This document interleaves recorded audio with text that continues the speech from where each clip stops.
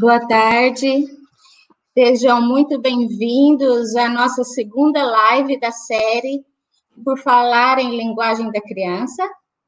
O tema de hoje é interessantíssimo. Vamos falar sobre a importância dos estudos em aquisição da linguagem para a ciência e a sociedade. Vamos trazer alguns questionamentos, algumas perguntas aqui. Por exemplo, como são realizadas as pesquisas nessa área, de que forma elas podem contribuir para se compreender a relação que a criança estabelece com a linguagem, e como os resultados de pesquisa na área das ciências humanas afetam diretamente a nossa vida. E para discutir essa e outras questões, contamos com 3 pesquisadoras da área.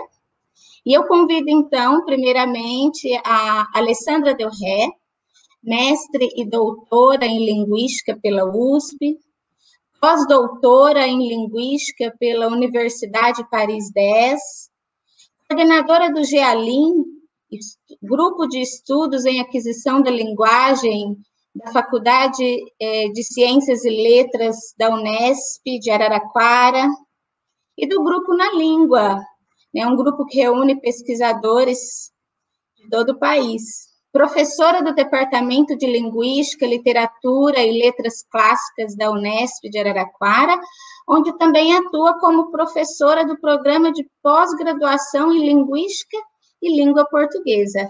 Seja bem-vinda, Alessandra. Boa tarde a todos.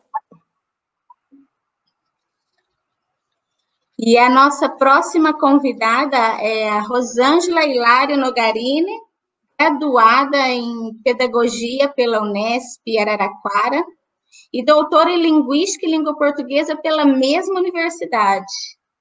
Pós-doutora em Educação e Saúde pela Unifesp. Seja bem-vinda, Rosângela. Na verdade, ela não é uma convidada, ela é uma membro do GEALIN, né, Rosângela? Seja muito bem-vinda.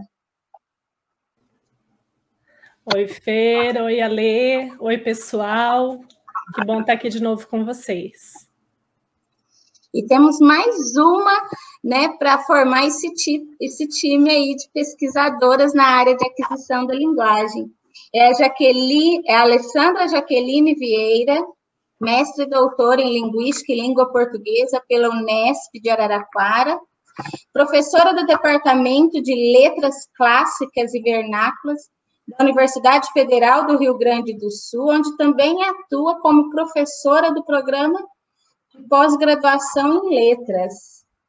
E é isso aí, meninas, sejam muito bem-vindas, obrigado àqueles que estão nos assistindo, e antes da gente começar esse bate-papo, eu queria deixar aqui registrado a live da semana passada, a primeira live da série, já está no nosso canal do YouTube com o mesmo nome, GEALIN, Grupo de Estudos em Aquisição da Linguagem. Então tá, vamos lá, ansiosa para começar essa conversa aqui que promete boas discussões. Obrigada, Fernanda. Olá, Rosângela, Alessandra, tudo bem? Oi, meninas. Obrigada aí pelo convite de participar com vocês de novo. É um prazer, eu acho que teremos uma boa discussão hoje aqui, né? Acho que é interessante a gente falar, em primeiro lugar, antes da gente começar essa discussão, acho que é importante lembrar, a Rosângela já tinha falado isso na live anterior, que o objetivo desses encontros que a gente está fazendo é sair um pouquinho do meio acadêmico, e compartilhar com as pessoas que têm interesse por esse assunto, compartilhar, enfim, discutir com outras pessoas que não são as do meio acadêmico. Então, acho que essa é uma proposta, E a gente se aproximar as nossas pesquisas, das pessoas de um modo geral, E uma outra coisa que eu acho bem importante de ressaltar, eu acho que esse foi também, essa foi a motivação, dessa live de hoje, é mostrar a importância, das ciências humanas, para se a gente quiser pensar no mundo melhor, né? Eu acho que essa é acho que a grande contribuição que a gente pretende trazer hoje com as nossas discussões, né? Vocês querem falar alguma coisa? Acho que é um momento oportuno, porque nesse momento de pandemia, o que a gente tem escutado muito falar sobre ciência, sobre pesquisa, sobre resultado de pesquisa, sobre resultados que são discutidos, né? Uhum. Esses desafios, eu acho que é o momento da gente colocar também isso na nossa área, na área das ciências humanas. Sim. E pensar também aí, talvez, nas contribuições, né, da área de aquisição da linguagem, que eu acho que tem muitas e muitas relações que a gente faz aí com diferentes áreas. Eu acho que é um momento também oportuno aí da gente estabelecer essas relações, né, essas inter-relações que a aquisição da linguagem e que se banham aí também, as áreas que se banham aí na aquisição da linguagem. Alessandra, é bom que você tocou nesse ponto. Eu acho que, inclusive, antes da gente falar sobre isso, eu acho, das áreas, né, com quem a gente conversa, eu acho que é importante, primeiro, para quem não conhece, né, a área de aquisição da linguagem, dizer que antes dela, né, há uma grande área, que é a área de linguística, né, que surgiu aí por volta no início do século XX e que tinha por objetivo, assim, como objeto, né, que se propôs a estudar a linguagem humana, né, como objeto de estudos. Então, a partir desse momento, a linguística passa a ser uma ciência, com uma teoria, com uma metodologia, né, acho que a gente vai insistir bastante nisso hoje, né, falar, assim, em teoria, em metodologia, em forma de analisar esses dados, né, é isso que torna o que a gente faz uma ciência, né. Então, a aquisição da linguagem, eu acho que ela é uma sub-área, então, desses estudos sobre a linguagem humana, né, mas com foco especial na linguagem da criança, né, então acho que é isso que a gente estuda, né, já há muitos anos, algumas mais, outras menos, acho que não vem ao caso essa discussão no momento,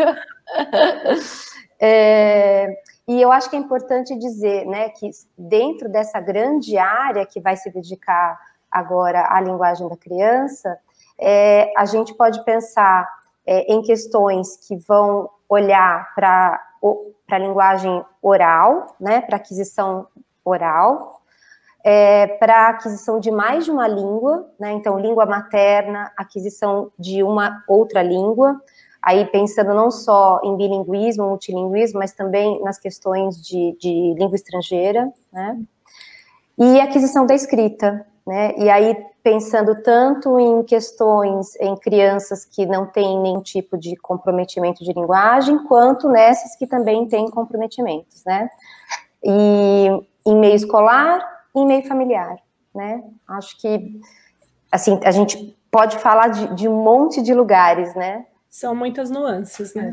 É isso. E aí pensando aí, talvez, nessas nuances, né, acho que a gente pode colocar esses diferentes contextos também de aquisição e, na atualidade, né, os desenvolvimentos nas pesquisas, em pesquisas na área de aquisição das línguas de sinais por crianças surdas, né, que eu acho importante dizer, claro, né, o que a gente verifica nas nossas pesquisas é a importância aí das línguas de sinais. Então, as crianças surdas expostas, né, à língua materna, à língua de sinais, elas vão ter um desenvolvimento análogo, isso é importante dizer, né, análogo às crianças ouvintes e, em geral, as crianças surdas, e pensando num contexto mais ideal, né, como elas têm ali, se elas adquirem a língua de sinais como língua materna, elas vão também aí adquirir, ser bilíngues, né, porque elas estão na comunidade ouvinte, muitas delas filhas de pais ouvintes, estão surdas, filhas de pais ouvintes, então acabam também participando de um contexto bilíngue, porque elas têm a língua de sinais, então uma modalidade que a gente vai chamar de visoespacial, e adquirem também o português, que pode ser oral, porque a criança surda ela tem voz, né? Ela fala, então muitas vezes com o trabalho de fonoaudiólogo ela pode falar o português, isso vai depender muito do contexto, claro, e também adquirem aí o português na modalidade escrita, então é uma outra modalidade, muitas vezes o português como uma segunda língua, né? adquirido aí na modalidade escrita. E aqui no Rio Grande do Sul, muitas escolas estão ensinando português a partir do sign write, né, que seria a escrita aí das línguas de sinais. Isso não é um contexto nacional, mas eu conheço muitas escolas aqui, então também entram aí essa subdivisão da área de aquisição da linguagem, que entra a aquisição da linguagem, a aquisição de mais de uma língua e a questão da escrita também aí a gente pode visualizar e fica evidente na área de aquisição das línguas de sinais por crianças surdas. E acho que daí a gente consegue ver também como a aquisição da linguagem é uma área limítrofe, né? Como ela se relaciona com outras áreas. Por exemplo, na aquisição da escrita, a relação direta com a escola, direta com a área de educação, mas, ao mesmo tempo, olhando de um outro ângulo, né? Porque se a gente não pode confundir o que a forma como a aquisição da linguagem, a área de aquisição olha para a escrita, né, com a forma como a área da educação olha para a escrita, por exemplo, que tem mais a ver com os métodos, com a didática, com as formas de ensinar, né? E já a aquisição da linguagem, não. O olhar, por exemplo, para a escrita, não só para a escrita, também para a aquisição da língua oral. É um olhar não de como deve ser, né, qual seria o melhor método, como seria a melhor forma de ensinar, mas como a aquisição se dá, tanto no contexto oral, como, por exemplo, na aquisição de escrita, como isso acontece na criança. Então, o foco é a criança, né? É olhar como esse processo se dá. E aí as variáveis todas vêm, são muitas, mas a linguagem está lá de qualquer forma, a língua oral, a língua escrita está lá de qualquer forma, então o que a aquisição vai fazer é olhar para esse contexto, independente de qual for, e ver que linguagem que é essa, o que acontece nesse contexto. Acho que é importante a gente olhar para essas nuances e entender a aquisição, a área de aquisição, a partir dessas nuances, porque ela nos ajuda, inclusive, a mudar o foco em relação a outras áreas, em relação às patologias, em relação à linguagem de sinal, à língua de sinais, por exemplo, e em relação à escrita. Sim. O que eu acho que é interessante, né, nisso que você falou, Rô, é que, na verdade, o nosso foco, né, quem estuda a aquisição da linguagem, é a criança, é a linguagem dela, né? Então, embora a gente beba, né, de informações de outras áreas, né, por exemplo, da psicologia, da neurologia, da educação, como você mesma falou, da fonoaudiologia, o nosso foco é sempre olhar para como a criança vai desenvolver essa linguagem, né? Independentemente desses outros fatores que obviamente contribuem, né? Porque a gente não tem como, né? O que a gente faz, na verdade, de uma certa forma, tentar tirar um pouco das outras informações para dar foco para a linguagem, né? A gente tira o foco sobre as outras informações para dar um foco na linguagem. E aí não nos cabe, e eu acho que isso é importante ressaltar no que você falou, Rosângela, não nos cabe julgar, né? A gente olha para aquilo que está acontecendo sem julgar, não é bom nem ruim, é assim, né? A criança escreve dessa forma, não é bom nem ruim. A professora ou o material didático, né, no caso da escrita, por exemplo, eles aparecem como um pano de fundo, né? Eles eles estão ali como um contexto, mas a gente não está lá para julgar a professora, nem para julgar o material didático, se ele é bom ou se é ruim. Né? Assim como no contexto de bilinguismo, ou de ensino de língua estrangeira. Né? Não nos interessa saber qual é o método, ou se os pais, né, de nacionalidades diferentes estão falando com a criança numa outra língua, os dois, cada um na sua língua, isso não nos interessa. Né? É claro que isso aparece como pano de fundo, e isso vai trazer nuances para essa aquisição, mas para nós o que interessa é como essa criança está se desenvolvendo nesse contexto que é dado, né? Como essa linguagem aparece. Então, assim como não nos interessa julgar a questão da aquisição da escrita, ou do método, ou da forma como o professor trabalha, do lado do bilinguismo também, que acho que essa é uma questão importante. Assim, não nos interessa ver isso. Dentro da área de aquisição, o que nos interessa é ver como se dá esse processo, tendo como pano de fundo essas variáveis, né, que são muitas. Mais pode alguma? pensar aí na contribuição, né, que então aqui é uma das questões, né, a contribuição, então, desses estudos e das diferentes áreas aí, da aquisição da linguagem para essas outras áreas. Uma coisa só que eu queria falar, aproveitar, para as pessoas que estão nos vendo, para mandarem questões. Podem colocar aí nos comentários as questões, né? A Fernanda que está no backstage aí vai colocar as perguntas e a gente vai respondendo. Tem algumas que já foram enviadas para nós, né? Dos grupos que a gente participa, e daí a gente se organizou também no nosso roteirinho, mas a gente sai dele sempre que precisar. Com certeza.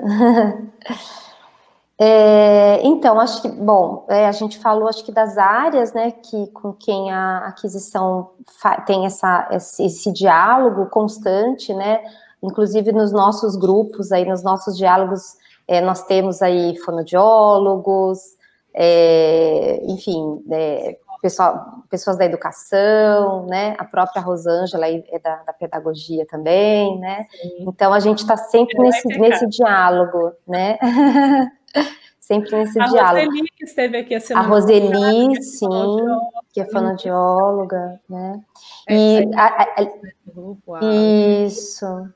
Isso, Angelina, isso, que a gente vai chamar, e aos poucos a gente vai chamando nas lives, né?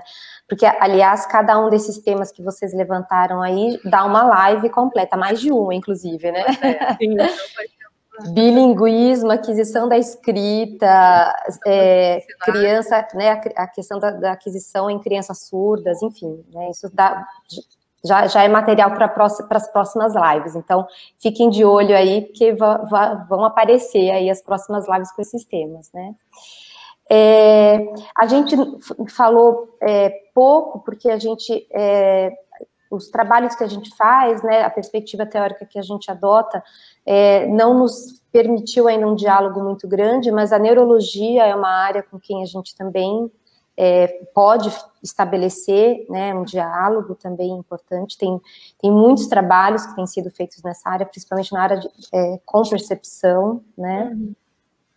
Trabalhos já fazia de patologias também, que tem esse foco cerebral, né, do mecanismo cerebral aí no funcionamento também, muitos trabalhos nesse sentido.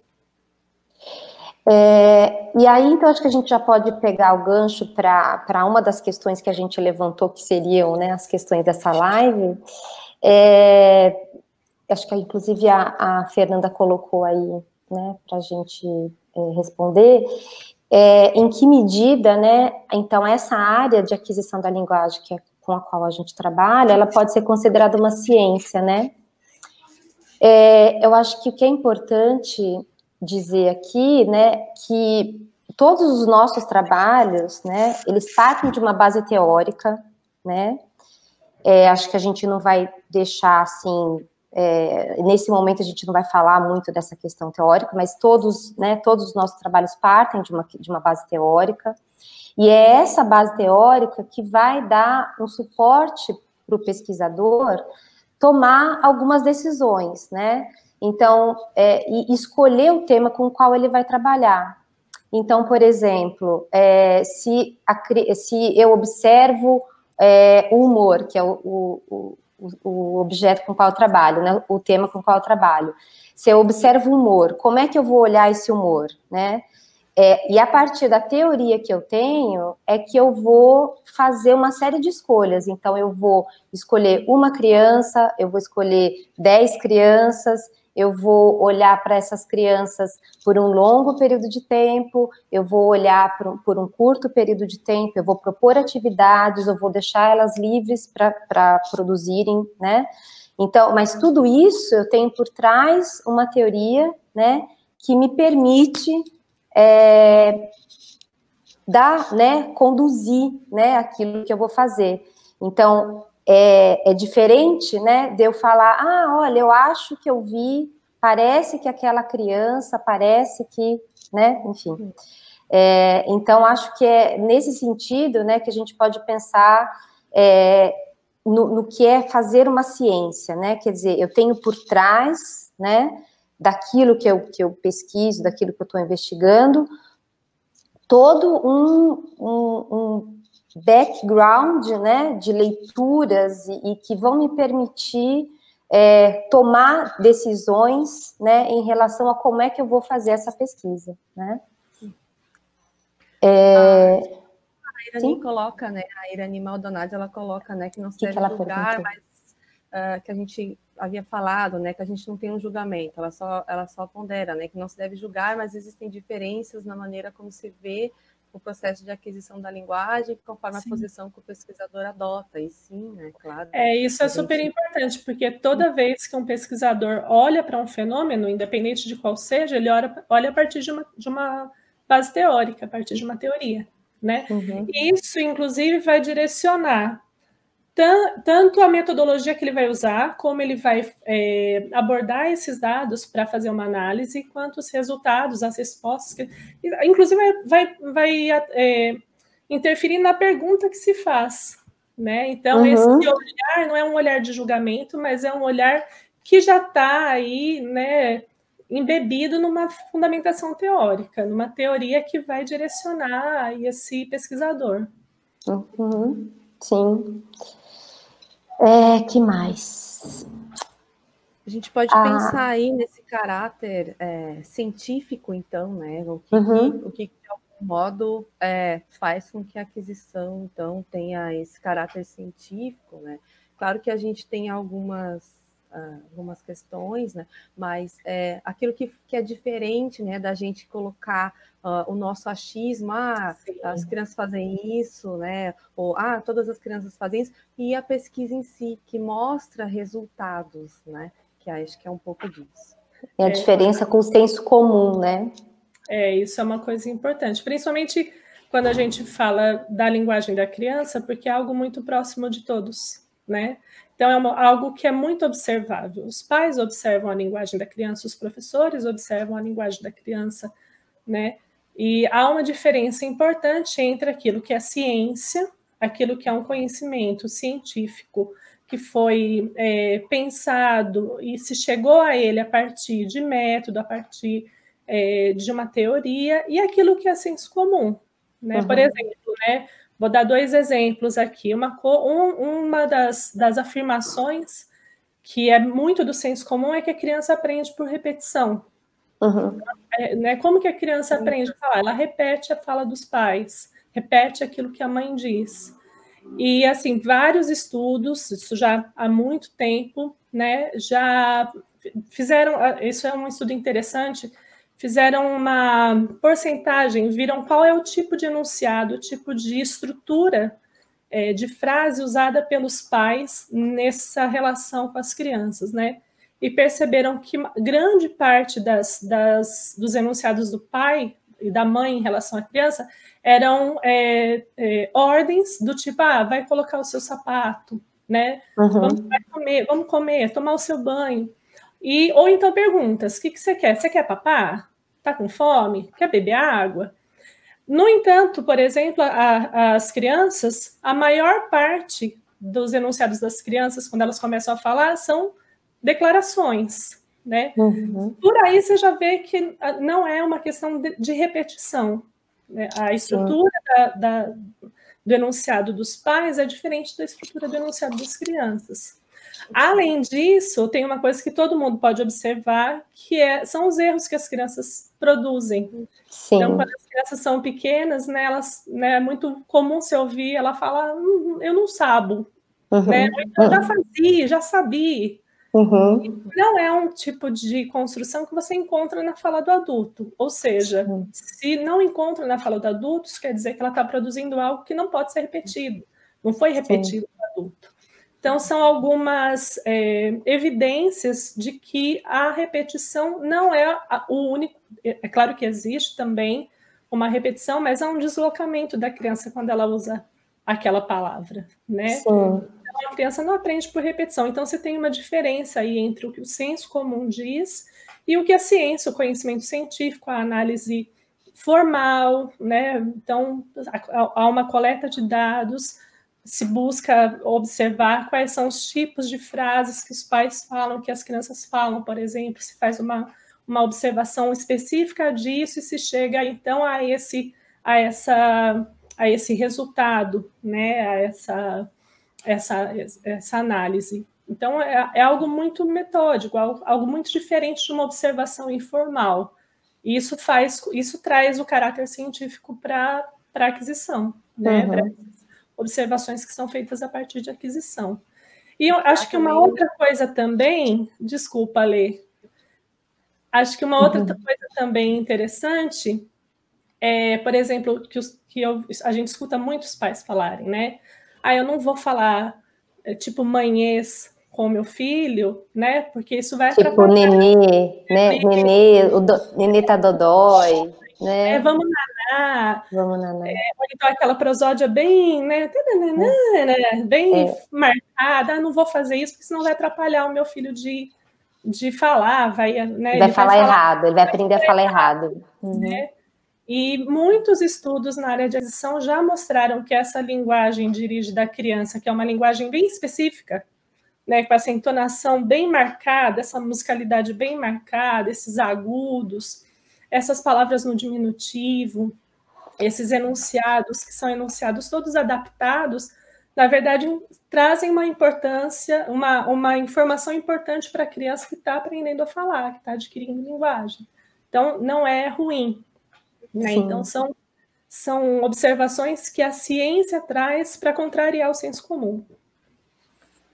Acho que a gente pode acrescentar, o que eu ia acrescentar, além desse rigor aí que a gente tem, né, metodológico, que a gente procura seguir, mas, por exemplo, a gente pode pensar na área até do bilinguismo, né, como antes, como a criança tem a questão aí, né, da criança bilíngue, às vezes demorar um pouco mais para a produção, né, então, antigamente acreditava-se que, por exemplo, haveria um atraso, e que hoje a gente sabe que não é devido às pesquisas, né, então verifica-se a importância aí das questões das crianças bilíngues, a importância de ser bilíngue, né?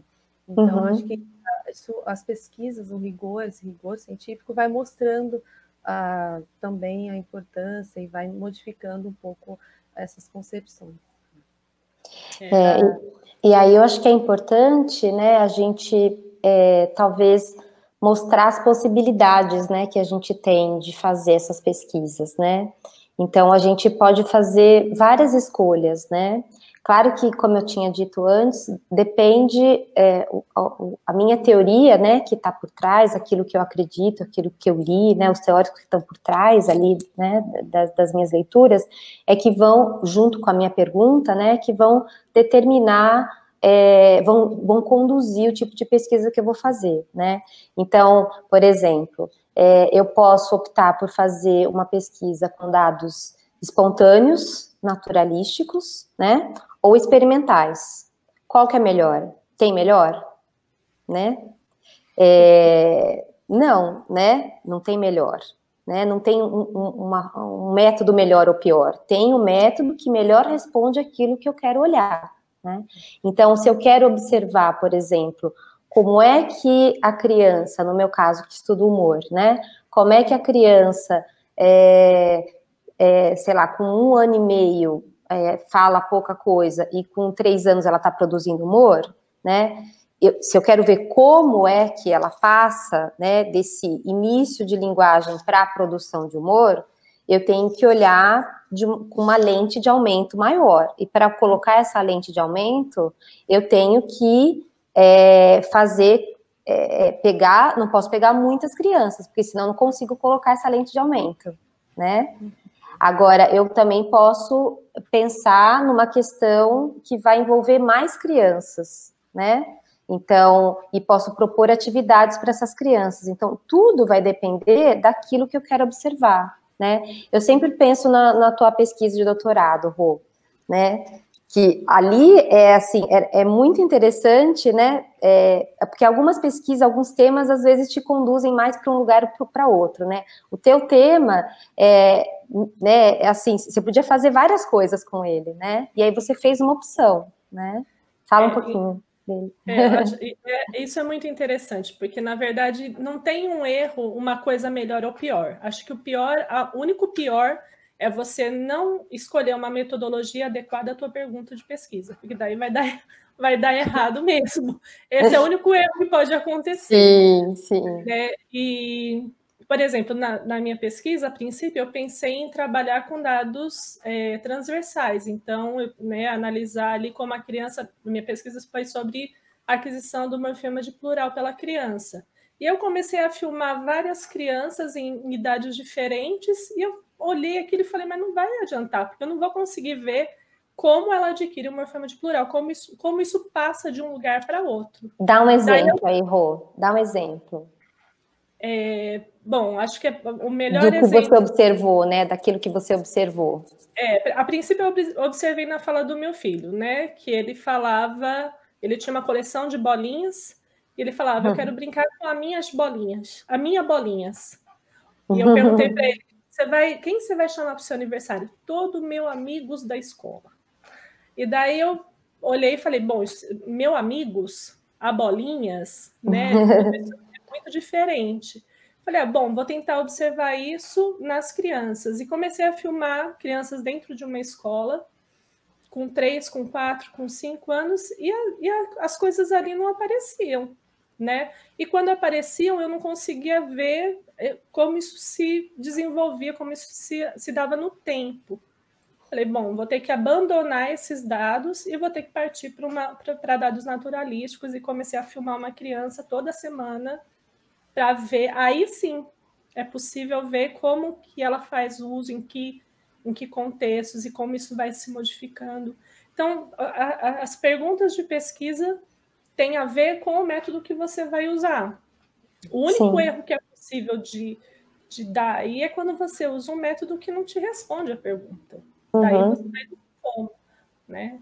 Então, é importante, não tem uma pergunta, uma pesquisa, um método melhor do que o outro. Há métodos diferentes que respondem a perguntas diferentes, né? Então, por exemplo, tem métodos experimentais, pesquisas experimentais, que não é a que nós fazemos, né? Super interessantes, que vão... A questão da Isadora, então, isso. Ela pergunta como investigar o processo de aquisição da linguagem pela criança e quais são as metodologias. Então, talvez você possa linkar aí essa primeira parte aí. Então, a gente tinha até se preparado para falar sobre algumas coisas, né? Tem até algumas fotos. Né? Isso. Quer pôr agora as fotos para falar? Sim, pode colocar. Tem uma pesquisa super interessante. Por exemplo, né, semana passada com a Roseli, ela falou que as crianças... a aquisição de linguagem, na verdade, as crianças têm contato com a linguagem desde o ventre materno. E que há pesquisas que mostram que bebezinhos, a hora que nascem, têm preferência pela voz da mãe. Bom, como é que você vai saber isso? Né? Como que se sabe isso? Né? Então, há uma pergunta específica e um método específico para isso. Não adianta você propor uma pesquisa de produção para a criança responder com meses ou então com dias. Não vai acontecer. Sim. Então, há essa metodologia aí, né? Tem essa foto aí do chupetógrafo, um aparelho super interessante que esse método é de sucção não nutritiva. Então, o pesquisador coloca essa chupeta no bebê e o bebê escuta, né, uma gravação de vozes, da voz de um adulto, de uma pessoa que não tem proximidade com ele, e a voz da mãe. E quando ele escuta a voz da mãe, ele sugava mais rápido. Né? Havia uma diferença aí nesse ritmo. Isso. Né? E com isso percebeu-se então que o bebê percebia a diferença entre a voz da sua mãe e outras vozes, e que, né, havia então essa preferência pela voz da mãe. Então, é uma pesquisa experimental com uma metodologia específica, desenvolvida, desenhada para responder essa pergunta de pesquisa. Então, se chegaram a essa conclusão a partir de uma metodologia que estava adequada a essa pergunta. Sim. Outras perguntas pedem outros métodos, né? Então, se a gente quer saber não sobre um ponto específico, mas sobre um processo, você não pode fazer não tem como você fazer um teste, né, para a criança para saber de um processo. Aí você precisa de um estudo que é um estudo ao longo do tempo, que a gente chama de longitudinal. Isso. E aí acho que dá para pensar também na questão da qualitativo e quantitativo, né? Né, Alessandra, quer falar um pouquinho? Eu vou falar um pouquinho dos métodos também naturalísticos, né? Que a Rô falou um pouco dos experimentais, né? Acho que é a pergunta também da Carol, né? Carol Gouveia. E aí, então, falar um pouco dos métodos, então a Rô falou um pouco desses métodos experimentais, mas nós também temos aí os métodos naturalísticos, né?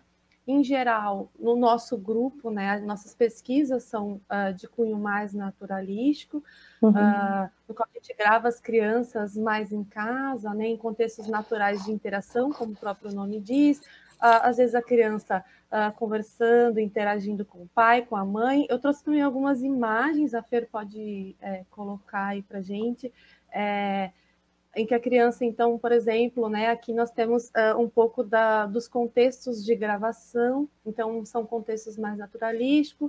O primeiro, né, é a Alia Morgenstern, na verdade são os dados aí da Anaê e a Marie, então um pouco do documentário delas, mas nós também temos os nossos dados, aqui a gente tem o ex-Gabriel, o Gustavo, né? Então, percebam, eles estão brincando aí, interação com o pai, com a mãe, né? Então, geralmente nesses momentos de banho, né? Então, a gente tem a Sofia aí na brincadeira, nos momentos de cantar, nos momentos de alimentação, né? Então, o ex-Gabriel ali brincando e comendo com a mãe. Então, nós temos muito esses contextos aí naturais de interação, né? Por exemplo, nos momentos de leitura, de escrita, acho isso importante também. Então, em geral, né, os contextos, dependendo também, como as meninas já colocaram, né, essa questão da pergunta de pesquisa, tem aí os métodos naturalísticos.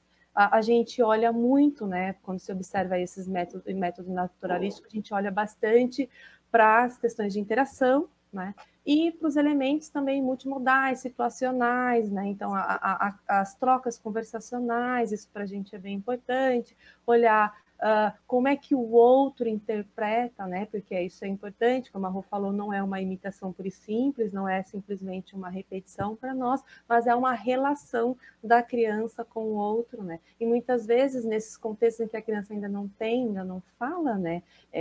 Não verbaliza, ela está na linguagem, mas não tem ainda... não produz, né? Não produz, né? Não tem a produção, mas ela está na linguagem, então o outro dá o acabamento, o outro interpreta. Ela produz alguma coisa porque esse outro interpreta, né? Exatamente. Sim, não produz verbalmente, talvez, né? Interessa saber o que está aí, né? E é bem pode ser um apontar, pode ser um monte de coisa, né? Horário, esses elementos. Então, é muito interessante quando a gente grava as crianças, em vários momentos a gente tem a criança, de repente, só olha e faz a ponta, e a mãe diz, ela quer a bolacha que tem o personagem tal. Eu falo, como assim? Exatamente, porque na interação e na relação, né, conforme a criança vai interagindo, essas questões surgem, né? Esses significados vão se construindo, né? Exatamente. Tudo isso vai se construindo, né? Os enunciados vão se construindo. É importante também falar o volume de trabalho que isso gera. Né? Quem trabalha coletando esses dados, quem trabalha transcrevendo esses dados, falei com transcrição de dados, agora é um pouco mais distante disso, mas é um trabalho, assim, um volume de trabalho muito grande, porque, imagine, você, né, acompanha essas crianças que a Alessandra mostrou as fotos, são crianças acompanhadas durante 7 anos. Então, desde que nasceram. Desde que nasceram, tem filmagens de 1 hora todo mês. Com 1 mês, 2 meses, tomando banho de balde com o pai e com a mãe. E depois, então, esses dados são... Essa pesquisadora, esses pesquisadores vão até a casa dessa criança todo mês, pelo menos 1 hora por mês, né, para fazer essas filmagens. Depois esses dados são organizados, são compartilhados, são transcritos a partir de uma norma que é uma norma que possa internacional, ser lida, compartilhada por outros pesquisadores. E depois ainda há o trabalho de análise e o trabalho de escrita, de compartilhamento dos resultados, né, de publicação desses resultados. Então, é um trabalho muito grande, é um trabalho, assim, um volume de trabalho muito grande, né? As pessoas que acham que fazer ciência é coisa fácil, é um volume muito grande de trabalho. Sim. Né? A gente pode responder a Silvia aí, né? A partir de que idade é possível coletar os dados para as pesquisas em aquisição da linguagem? Então, Silvia, desde no nascimento, há pessoas que coletam até antes, né? Para verificar essa questão da percepção, né? Como a Rosângela falou, que a partir do 5º mês, né? Dependendo da teoria, a criança já tem, então, essa percepção da voz da mãe, né? De sons externos. Então, alguém ia falar? Não, então, eu estou vendo as perguntas aqui, se tem alguma que pode... Nós temos aí, desde antes, até o nascimento, até... nossos dados vão até 7 anos, mas há a possibilidade aí, né, de aquisição da escrita, então, de entrada da criança na escrita, então, isso depende muito... O escopo é bem amplo aí de gravação. Tem um comentário aqui da Camila Vieira. Geralmente os dados longitudinais focam a relação entre adulto e criança e a interação entre crianças. Em que medida ela teria um papel no processo de aquisição? Está falando dos dados longitudinais, né? Acho que ela está querendo... a interação... Geralmente a dia é mãe-criança, a dia analisada, né? Mãe-criança ou adulto-criança. Mas, de qualquer forma, essa outra criança que interage com esta que está sendo analisada é um outro também, é uma outra fala, é um outro sujeito que está se posicionando ali, e isso acaba também entrando para análise. Eu tenho uma análise interessante, porque tudo é analisado, né? E quando eu estava analisando os dados de uma criança da Ana, ela tem uma parte que ela tinha uma boneca que falava, que perguntava, vamos brincar? Do que você quer brincar? E é muito interessante porque, perceba, era uma boneca falante, mas ali, aquela boneca falante era o outro com quem a Ana estava interagindo, né? Então, de alguma forma, essa fala da boneca trazia um encadeamento de enunciados que não era qualquer para a fala da Ana. Então, qualquer outro que esteja ali interagindo com a criança é um outro analisável. Sim. São enunciados analisáveis, é uma interação passível de análise. Sim. Acho que tem a questão do qualitativo e do quantitativo, né, para falar. Luciane Colette Ritt. Gostaria de saber qual a diferença entre o estudo qualitativo e um quantitativo. É possível que uma pesquisa una os dois? Mais uma dúvida. Ser quantitativo ou qualitativo implica diferença de abordagem teórica? Isso é um problema? Não é um problema, desde que o método esteja adequado para responder à pergunta de pesquisa, né? A questão aí é quando há um conjunto harmônico entre a pergunta de pesquisa e o método, a teoria que embasa essa pergunta, porque a teoria já direciona um pouco a pergunta que você faz, né? E o método que você vai usar. Então, tem muito a ver também com a área. Por exemplo, nas ciências da saúde, a gente está vendo agora essa época de pandemia. Isso. Todo mundo falando aí sobre a medicação, né, os remédios que estão sendo desenvolvidos para a Covid. E muito tem se falado sobre esses estudos. Então, foram estudos com poucas pessoas, estudos com muitas pessoas. Como que é feito um estudo na área das ciências da saúde para se desenvolver um medicamento? Então, primeiro é feito um estudo in vitro, né, em células, ou depois, né, um teste que é pré-clínico, digamos assim, experimental, uma fase pré-clínica. Depois se faz com poucos participantes numa população homogênea, né? E depois isso vai se expandindo. Então, com mais participantes e com populações mais heterogêneas, até que se tenha uma garantia, com comorbidade, sem comorbidade, até que se tenha uma garantia de que aquele medicamento é eficaz e que se saiba quais são aí os problemas que pode trazer. né? Caso a pessoa use em alta dosagem ou em pequena dosagem, etc. Sim. Isso nas ciências da saúde, que é um protocolo super importante, né? Então, perceba, nessa área é muito importante que você chegue a uma população muito grande e muito variada, para que você garanta, então, que aquele medicamento dá resultado para essa população muito grande e que não, né, que não vai atacar de uma forma ruim pessoas, por exemplo, que têm comorbidades. Sim. Já nas ciências humanas é diferente, porque a gente não tem uma reação química que está sendo observada. Você tem relações humanas que estão sendo observadas, fenômenos que se dão no meio dessas relações, e as variáveis são muitas, e a complexidade dessas relações é imensa também. Sim. Então, há perguntas que exigem... É possível fazer um estudo quantitativo dentro das ciências humanas? Claro que é.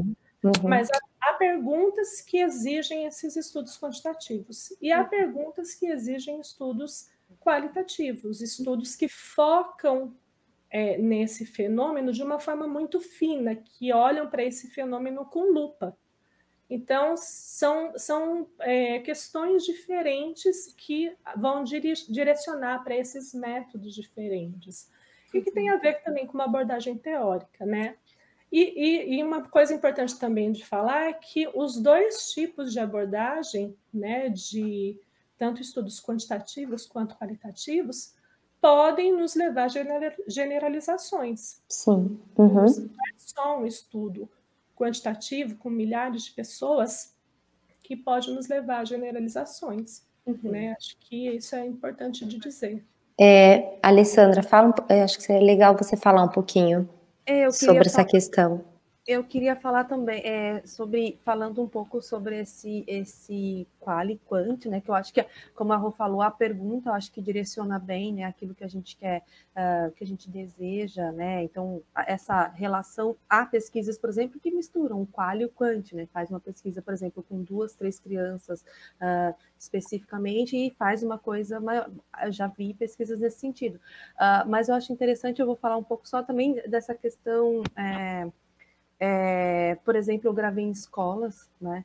E não eram tantas crianças, eu tinha 5 crianças, mas não fiz um estudo, não era um estudo, então eu posso dizer quantitativo, né?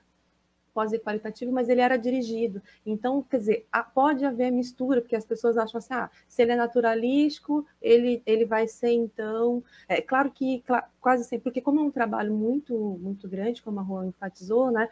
Você ter, sei lá, gravar 7 anos, 100 crianças, é praticamente impossível, uma vez ao mês, a gente não tem condições de fazer isso. Trabalhar com esses dados, Quem vai transcrever tudo isso? Exatamente. Então, no caso das crianças surdas, né, que eu gravei aqui no Rio Grande do Sul, foram 5 crianças, na verdade foi a minha aluna, a Sofia Rain, então nós gravamos essas crianças aí durante alguns encontros, então um estudo transversal, né, mas dirigido, né? Então, assim, a mistura aí vai depender muito da pergunta, como a Rô enfatizou, né? A gente não tinha muito tempo, a escola também, depois entrou a pandemia e tudo mais, então isso vai depender muito da pergunta e, claro, né, embasada aí também, muitas vezes, na teoria. O Chacon fez um comentário aqui, né? Às vezes uma tendência que se detecta no estudo qualitativo, quando testada no estudo quantitativo, pode ser mostra como uma tendência geral, né? Pode se mostrar como uma tendência geral. Daí a importância de se fazerem estudos dessas duas diferentes naturezas, com certeza, né? Sempre que a gente puder aliar essas duas formas, né? Esse é o melhor que a gente poderia fazer, né? Só que, às vezes, é difícil conseguir dados de muitas crianças, né, para aliar esses quantitativos. Você precisa de um longo trabalho de pesquisa para ter uma quantidade de crianças suficientes, né, um número de crianças suficientes. Ou você vai fazer um tipo de coleta mais rápida, né? Você vai procurar, sei lá, dar uma atividade dirigida para 100 crianças. Você vai observar isso em 1, 2, 3 tardes, né? Mas aí você tem uma pergunta que você vai responder, você não vai conseguir ver todos os detalhes desse processo, né? Em geral, é uma pergunta que você vai conseguir responder, né? Não olha pra Mas aí, nesse sentido, pode se aliar, né? Acho que... Queria dar um exemplo aqui desse... O Chacon foi uma pessoa que leu o meu trabalho e ele me deu um toque super interessante, que depois, inclusive, observei melhor nas análises. Quando eu estudei o plural, eu percebi que as crianças faziam esse plural diferente, né? Observei na fala do meu filho, depois fui observar em outras crianças que eu tinha coletado. E eu percebi que as crianças não conseguiam falar, por exemplo, as meninas, as coisas, né? As bolas e essas coisas. Eles falavam a menina, a meninas, a bolas, a coisas, da mesma forma que eles falavam e tela, e cola. Eles comiam o S, vou falar aqui numa linguagem mais fácil, né, sem muitas jargões técnicos, mas eles comiam S, né, quando esse S aí estava numa sílaba, que é uma sílaba travada, quando estava antes de uma consoante. Bom, se a criança não consegue falar estrela, escola, é óbvio que ela não vai conseguir falar as coisas, as meninas, as bolas. Então, não é preciso observar isso num número imenso muito de crianças, grande, para que você chegue à conclusão de que, enquanto a criança não conseguir pronunciar essa fricativa, esse S, antes de uma vogal, ela não vai conseguir produzir, por exemplo, o plural da mesma forma que o adulto produz. Sim. Então, perceba que você não precisa de um estudo quantitativo com muitas crianças, com 300 crianças, para chegar a essa conclusão, né? O fato de você ter observado em 1, 2, 3 crianças, ter visto que isso é uma tendência e relacionar isso a um outro conhecimento que já é dado, já é possível fazer uma generalização. Sim. Eu acho que a gente podia só falar... Só um complemento dele, só para dizer, mas mesmo a Fer tirou, mas mesmo assim, mas mesmo que uma tendência no estudo, a Fer tirou de novo, no estudo no estudo qualitativo não se mostre relevante no estudo quantitativo, se não diminui sua importância, mesmo porque trabalhamos com sujeitos reais, com histórias singulares, exatamente, né? Porque quando a gente quer olhar aí nos dados qualitativos, a gente olha para esses aspectos mais singulares, né? Gente, a gente pode voltar, tem mais uma questão aqui que eu queria também responder, mas antes de responder, é da Ana Flávia Rojas, talvez seja assim que pronuncia o sobrenome dela. Mas antes de ler a pergunta dela, só para a gente fazer um gancho aí, para a gente não perder um pouco da temática dessa live de hoje, que era pensar, então, nas contribuições para a sociedade, né? Algumas coisas a gente até já falou, né? Mas acho que para deixar mais explícito, né? Eu acho que a gente pode pensar em contribuições que todos esses estudos que vocês relataram aí, né, eles podem dar de forma direta e de forma indireta, né? Eu acho que existem duas formas. A gente pode pensar de uma forma indireta, né, talvez pensando na formação que a gente dá para os alunos, né, quando a gente ministra esses cursos, né, que vão se tornar, então, futuros profissionais da área de educação ou da área de letras, né, e desenvolvimento do pensamento crítico, né, então a contribuição que as ciências humanas podem deixar de forma indireta, né, isso, é você fazer as pessoas pensarem sobre as questões, levantarem questões, né, mas a gente também pode pensar numa aplicação mais direta, né, para algumas sub-áreas da linguística isso é mais fácil, para outras não, né, por exemplo, se a gente pensar em áreas mais teóricas, né, às vezes é um pouco mais difícil de fazer isso, mas a área de aquisição, ela tem, acho que essa possibilidade, né, de fazer mais essa interface. Então, por exemplo, né, a gente pode trabalhar com formação de professores, né, A gente pode falar, como a gente já falou, né? Trabalhar em conjunto com fonoaudiólogos, com psicólogos, né? Por exemplo, eu me lembro da minha grande amiga e colega Silvia Dinucci, né?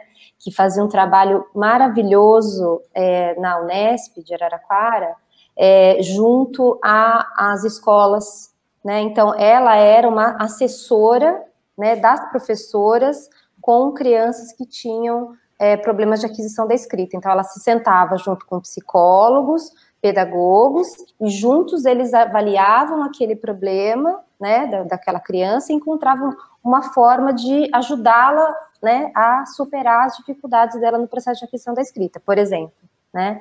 A gente tem a exposição, né, que o nosso grupo aí também realizou, né, a exposição A Criança na Língua Passo a Passo, que é uma exposição que tenta mostrar, né, para o público como é que se dá esse processo de aquisição da linguagem pela criança, né. É uma exposição feita em parceria com a Cristelle Dodani, minha super amiga da Université de Montpellier, 3, e com, né, Rosângela, Alessandra, enfim, com vários membros do Gialin, né, com os membros do grupo Gialin. E acho que a gente pode deixar, inclusive, também uma live para falar sobre essa exposição, né, que ela é bem interessante. Mas, enfim, então, acho que, né, acho que dá, assim, eu acho que a gente, eu espero ter conseguido mostrar, né, que a gente tenha conseguido mostrar, ainda que pouco, né, como é possível, né, fazer esse diálogo, né, entre a universidade e a sociedade, né, e que nós estamos ali, às vezes a gente não está muito explicitamente diante de todo mundo, mas a gente está trabalhando, né, no backstage ali, né. Não sei se quiserem complementar. Queria complementar, assim, com ações também que vêm sendo realizadas pelo grupo, né? Então, por exemplo, pensando nos trabalhos de argumentação do grupo e como é que a gente pode levar isso, de repente, para as escolas. Então, em conjunto, claro, com o grupo no PARG, aí da Selma Leitão, lá da Federal de Pernambuco, que a gente vem tentando levar o debate crítico para as escolas de surdos aqui no Rio Grande do Sul, e por conta da pandemia a gente ainda não conseguiu, mas é um projeto aí com as minhas alunas e alunos, né, entrar aí com essa questão, a Angelina Nunes que já faz isso lá na UFAL, em Alagoas, então levar um pouco dessas questões de argumentação, por exemplo, né, e também da afetividade, de humor, para dentro da sala de aula, para dentro da escola, acho que é uma contribuição. Os estudos também feitos aí pelo grupo Gialin, aí em Araraquara, com as crianças bilíngues, né, e aí essa relação com as escolas bilíngues que a gente vem, quer dizer, qual a importância, como é que a gente pode, de algum modo, agir dentro dessas escolas bilíngues, acho que é uma outra ação interessante, importante, uma discussão que a gente vem realizando. E acho que com esses estudos há outras coisas, né, como a Alessandra já pontuou, essa relação que a gente tem aí dentro das escolas e que efetivamente podem, assim, agem aí dentro da sociedade, agem no social, né, que é importante enfatizar. E eu acho que uma coisa importante também da gente falar é que muitas vezes esses estudos não têm uma aplicação prática imediata. Isso. Né? Por isso a gente escuta muita gente, né, falando sobre, mas para que fazer isso? Né? No que isso interfere?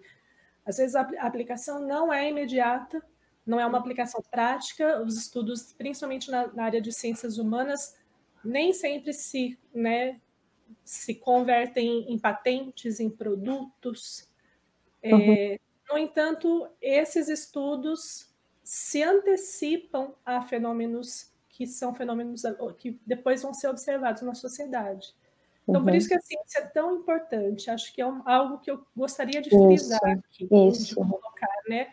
Em todas as áreas, em todos os campos. A ciência é importante que ela não esteja submetida a uma lógica de mercado, a uma lógica de patentes e produtos. É claro que é importante também produzir isso, mas é importante que a ciência não esteja submetida a isso, porque senão a gente vai estar sempre correndo atrás, né? Se a ciência pudesse antecipar, se os pesquisadores puderem procurar pesquisar mesmo sem ter essa aplicação prática direta e imediata, a ciência se antecipa a alguns fenômenos e alguns problemas. Então, é importante que isso seja preservado, que isso seja pensado, né? E que o investimento para a ciência se dê de uma forma ampla em todas as áreas, em muitos sentidos, com muitas nuances, né? Para que a ciência se antecipe e para que a gente possa não seja tão pego de surpresa. Que é o caso da nossa pandemia agora, né? Pandemia, não pudemos nos antecipar por falta de financiamento às pesquisas. Né? E agora a gente está vendo como, quando tem investimento, as coisas vão rápido. Sim. Né? Porque agora, nesse momento em que a gente está desesperado atrás de cura, atrás de vacina, atrás de remédio, todos os esforços estão sendo focados, né, direcionados para isso, as coisas estão andando rápido. Agora, não se pode esquecer que outras coisas vão acontecer depois, então as outras áreas também precisam ser abastecidas de recursos para que a gente não seja pego, né, desprevenido lá para frente, em outras áreas, em outras situações, para que a gente, como sociedade, a gente tenha uma resposta a dar quando as coisas acontecem e a gente, né, a ciência traz isso, se pudesse antecipar a essas situações. Só para fechar, ou talvez a Alessandra depois queira falar mais uma coisinha, eu estou pensando assim, né, por exemplo, os estudos que a gente faz em aquisição, né, voltando de novo, né, essa importância dos estudos em aquisição para se pensar outras questões. Por exemplo, questões que têm a ver com balbucio, né, por exemplo, quando a criança começa a balbuciar, falar mamá, papá, tatá, né, essa é uma fase tão importante no desenvolvimento da linguagem da criança, tão importante que, se ela não existir, ela pode ser um indício de alguma coisa que não vai bem, né? Então, ela pode ser um índice, não é porque ela não balbucia que vai ter um problema, né? Mas ela pode ser um índice somado a outros, né? Ou questões de dificuldade de interação, enfim, são vários os elementos que a gente, olhando com essa lupa, consegue prever, né, consegue se antecipar. Eu acho que vai ao encontro do que você falou, né, essa antecipação, né, que a gente consegue quando a gente olha nessa lupa, né. Sim. Você quer falar alguma outra coisa, Alessandra? Não, era mais isso mesmo, né? Acho que nós temos aí essa relação com outras áreas, como você falou, então acho importante, né? A gente já disse isso, mas, por exemplo, até a própria medicina, né? Como a gente, no momento em que a gente tem, por exemplo, alguma questão do balbucio ou alguma relação com atraso de linguagem, isso, claro, vai também resvalar e tem relação com a medicina, que tem relação com a fonoaudiologia, que tem relação com a sociologia, e aí, porque a língua nos constitui, né? Então, a linguagem está em tudo, está em todas as áreas, né? Então, aí, acho que a gente... e aí pensar nas questões, porque também as questões sociais têm relação com o bilinguismo, né? Agora, nesse momento de pandemia, os refugiados, então, quer dizer, todas essas questões, a gente tem relação também, né? A gente vem trabalhando, né? Lá na França, o trabalho com os refugiados, aqui no Brasil, com as línguas de fronteiras, né? Então, quer dizer, nós temos muitas aplicações sociais, né? E talvez, se a gente tiver investimento, com certeza a gente consegue também, como a Rô falou, prever aí essas questões, né, e estabelecer relações com essas diferentes áreas. E acho que esse olhar para a aquisição, né, que é um olhar sem julgamento, deve ser transportado também como um olhar para a ciência. Tem que ser um olhar sem julgamento. Porque imagina só se olham para uma pesquisa sobre o balbucio da criança, que é tão importante, e falam, mas para quê? Para que ficar investigando, gastar dinheiro investigando o balbucio da criança, né? Então, percebam, assim, é muito importante que todas essas questões sejam acolhidas dentro da ciência como questões importantes, né? Porque são questões importantes. Sim.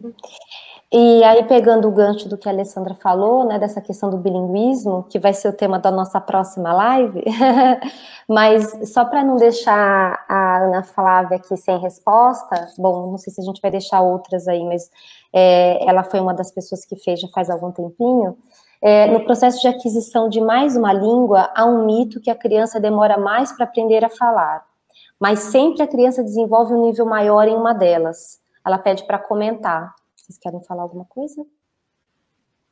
Acho que a Paula vai falar bem na semana que vem sobre essas questões, né? Acho que dependendo da teoria, tem várias as teorias, né, que vão falar um pouco sobre isso.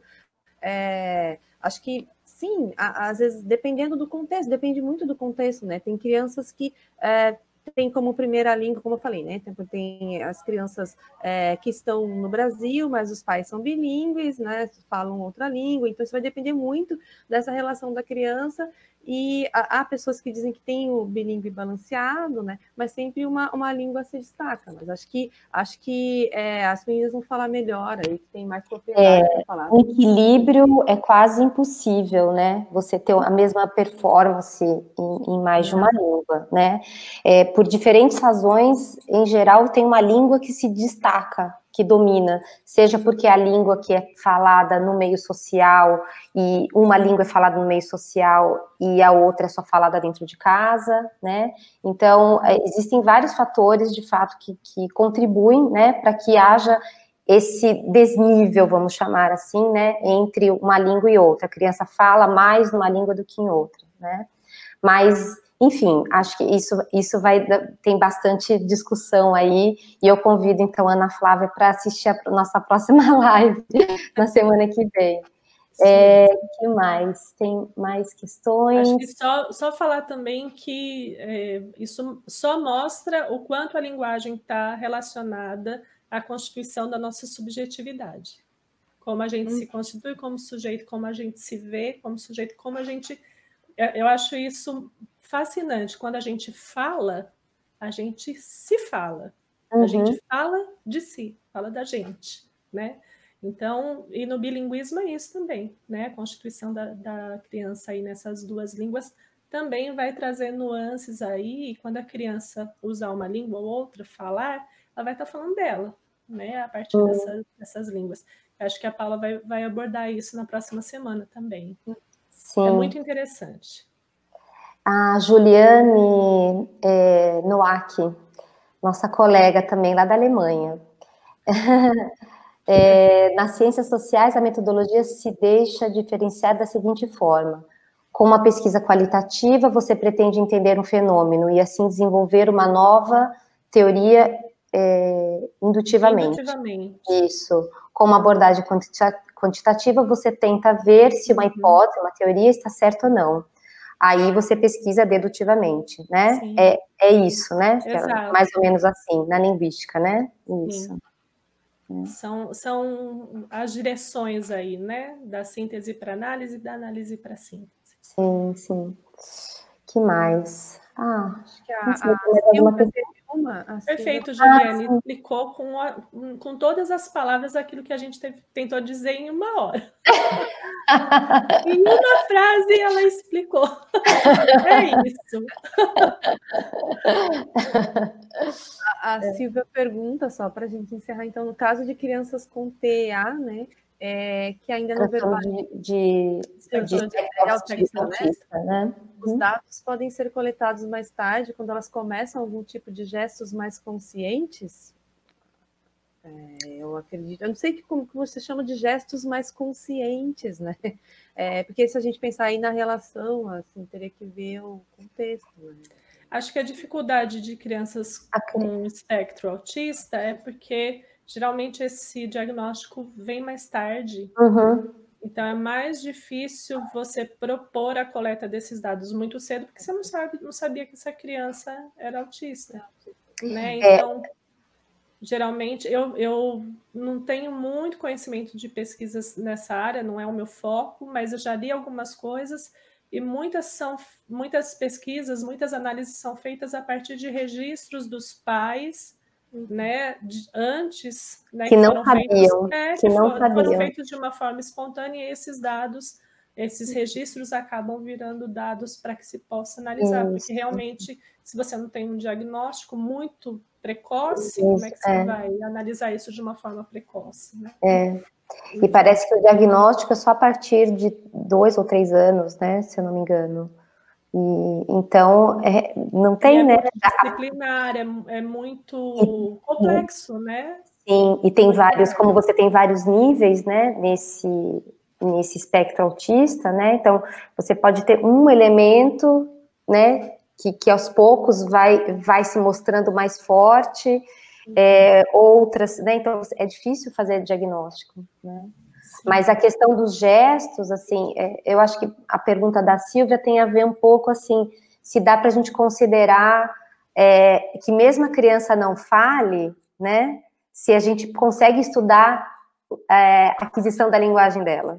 Acho que vai um pouco nesse sentido a pergunta dela, né? Sim, porque ela está na linguagem, né? Sim. E ela vai se comunicar de algum jeito, né?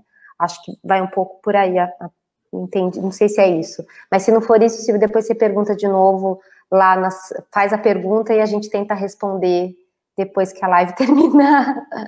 Isso é importante, né? A live acaba, mas as discussões a gente continuam nos comentários. Isso. Aliás, se a gente esqueceu ou não deu tempo de responder alguma pergunta aqui, a gente vai responder depois, tá? Também.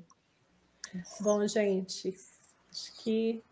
É isso aí, chegamos já para o finalzinho. Fernanda, né? Apareceu, quer dizer que está na hora de ir embora. Isso. A gente fica com gostinho de quero mais, de continuar essa discussão. Então, a gente aproveita a oportunidade para convidar a quem está aqui na live, mas também a outras pessoas que vocês queiram compartilhar. Será sobre bilinguismo com a pesquisadora Paula Bulho, no mesmo horário, às 17 horas, na quarta-feira. Então, conta aí com as contribuições das discussões, das perguntas, vai ser muito bom. E também gostaria de lembrar que o nosso canal no YouTube tem o mesmo nome da nossa página no Facebook, GEALIN, Estudos em Aquisição da Linguagem, e a live da semana passada já está lá. E essa daqui, em breve, vai aparecer lá, né? Também. E aí,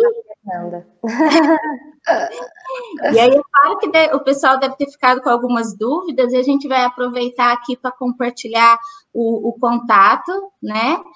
O e-mail, porque aí o pessoal pode mandar um e-mail, né?